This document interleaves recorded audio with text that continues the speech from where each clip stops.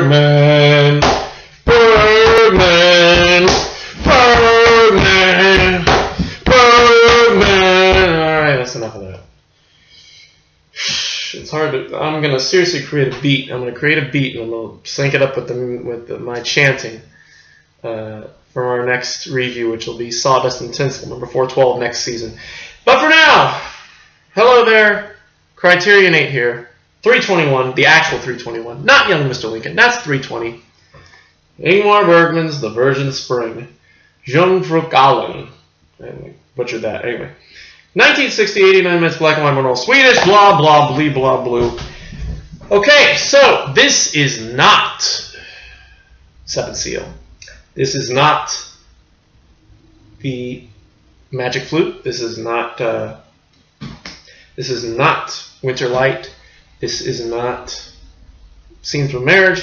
This is not Wild Strawberries. This is not Smiles from a Summer Night. And this definitely ain't Fanny and Alexander. All those just tower over this one. I'm sorry.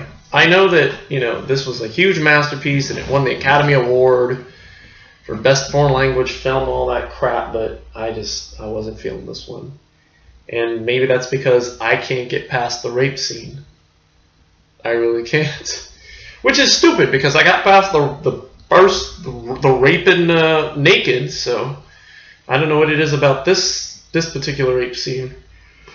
Maybe because it goes on for long. It goes on a hell of a lot longer than it does in Naked or in which has two, that matter. But even I think both of them combined are still nowhere near as long as the rape scene in The Virgin Spring.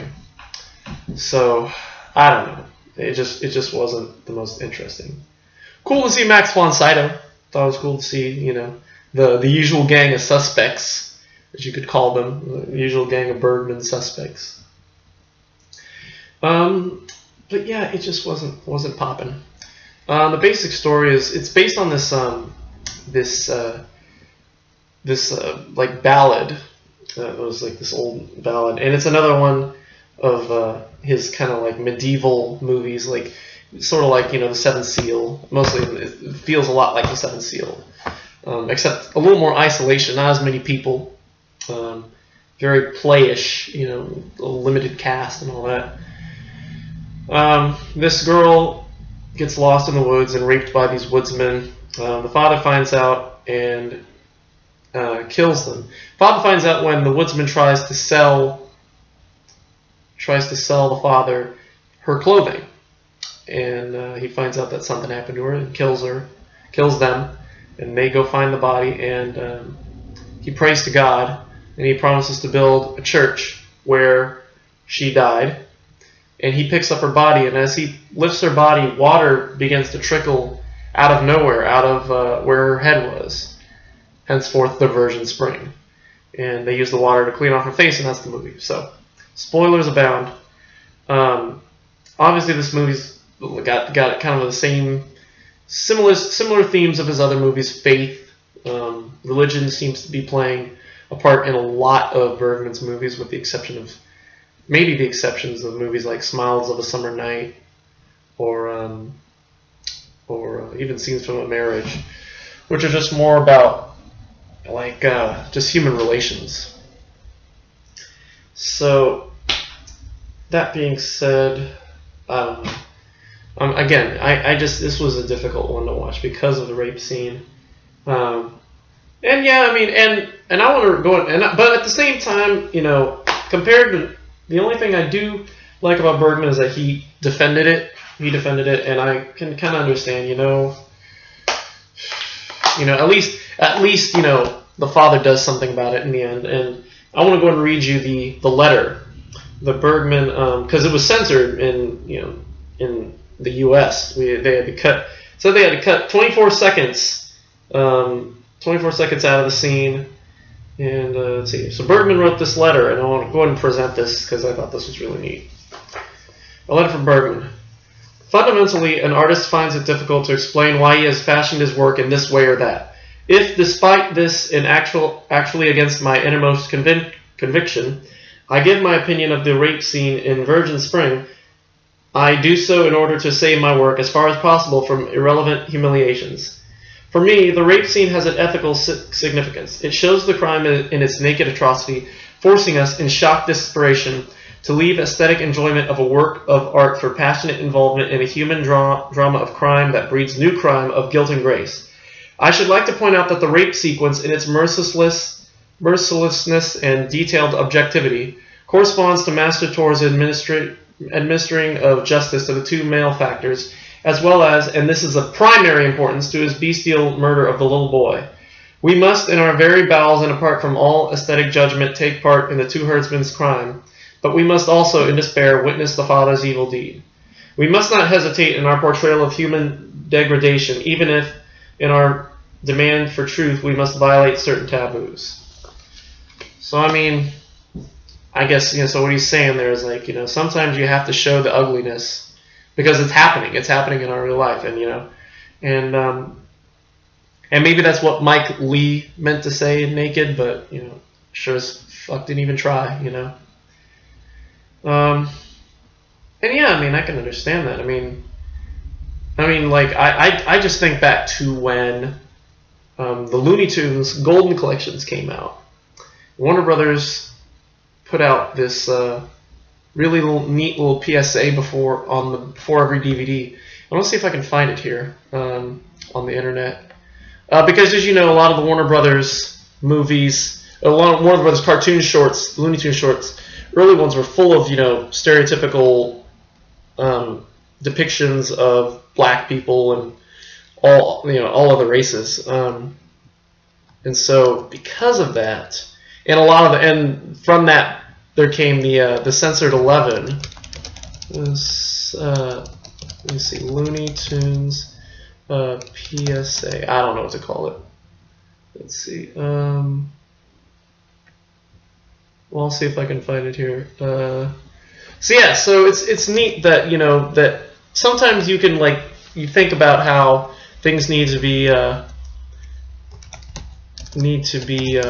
things and all that. So let's see. Blah blah blah. Warner Brothers message on prejudice. So let's see if we could find this. This looks like it might be it. Let's see. I'm very okay. Here we go. So yeah. So before the Warner Brothers cartoons on the DVDs, it says the cartoons you're about to see are products of their time. They may depict some of the ethnic and racial prejudices that were commonplace in American society. These depictions were wrong then and are wrong today. While the following does not represent the Warner Brothers view of today's society, these cartoons are presented as they were originally created, because to do so otherwise would be the same as claiming these prejudices never existed. That's very cool. And so yeah, I think that's kind of like what I think Bergman did and kind of nailed it. So that being said, the movie's still not that great. I don't think it's that fun. It's not a. It's kind of I don't know. I didn't like the role of the weird Odin worshiper. What was her name? Ingrid. I thought she was annoying to look at. So maybe I'm just going to give this a lower rating because of that. I'm going to give this a B-.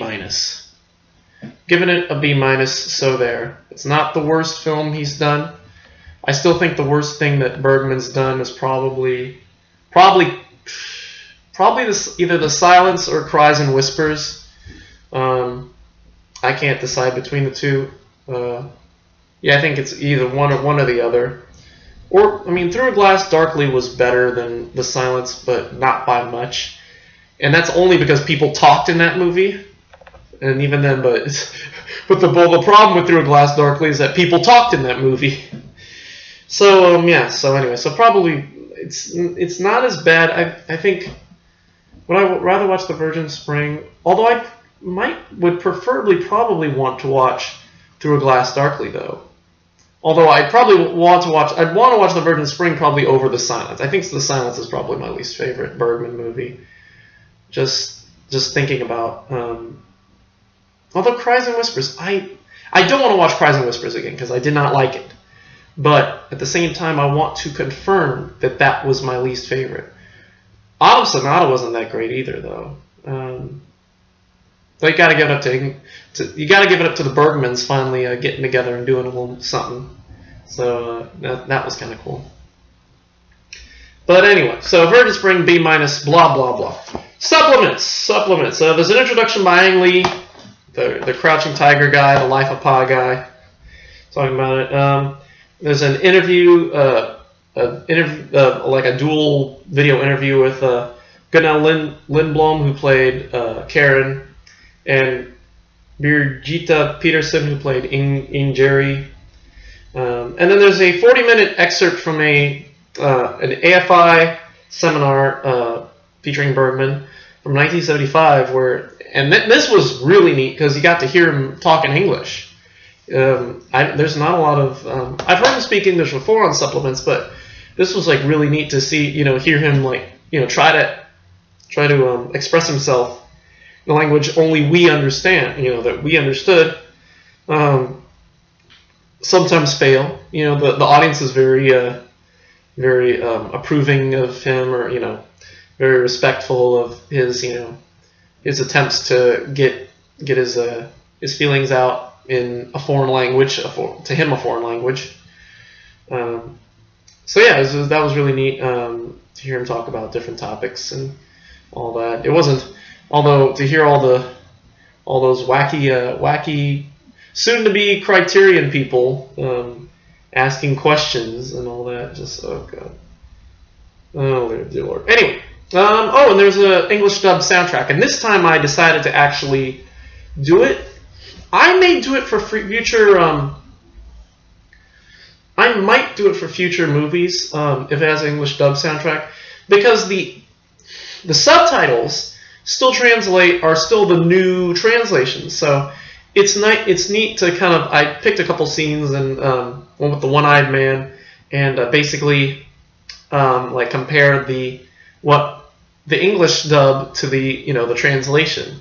And obviously the translation's a little bit better, but they're still kind of on point. I've always kind of, shied away from the English dub soundtracks because they were done, in previous time, in older times, and they're always trying to improve, the translations as languages developed and blah, blah, blah, blah. I don't know. So I might do that for future ones. We'll see.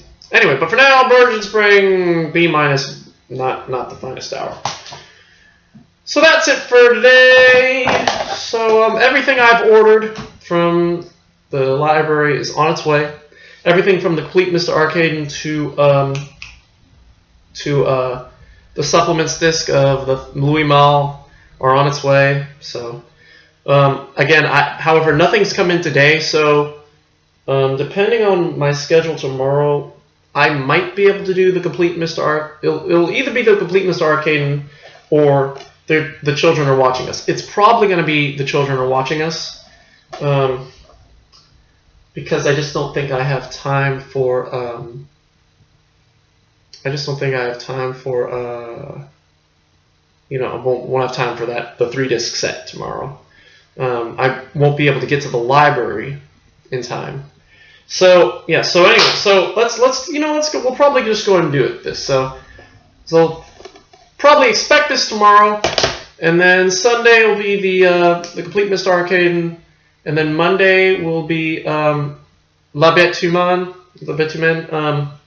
and then Tuesday will be whatever's after that. Oh gosh, I gotta look up the list.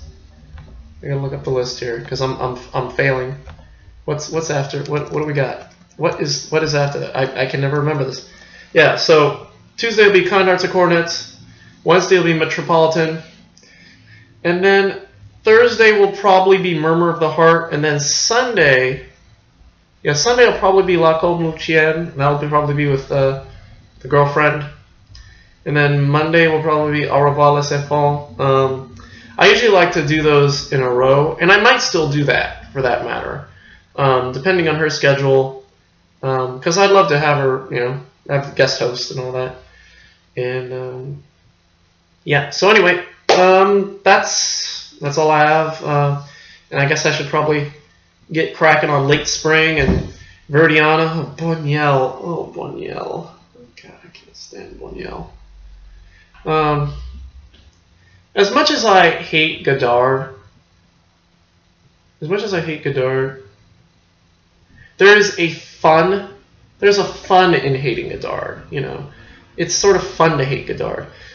Buñuel, there's absolutely no enjoyment in any of his movies, in any just in hating him. You know, hating his movies. So, I don't know. Could it be that Godard isn't the worst director ever? What has this channel become? Oh dear. I better end today before I say anything more. That's it for me. Thank you for watching. And we will see you tomorrow for The Children Are Watching Us. And until then, goodbye.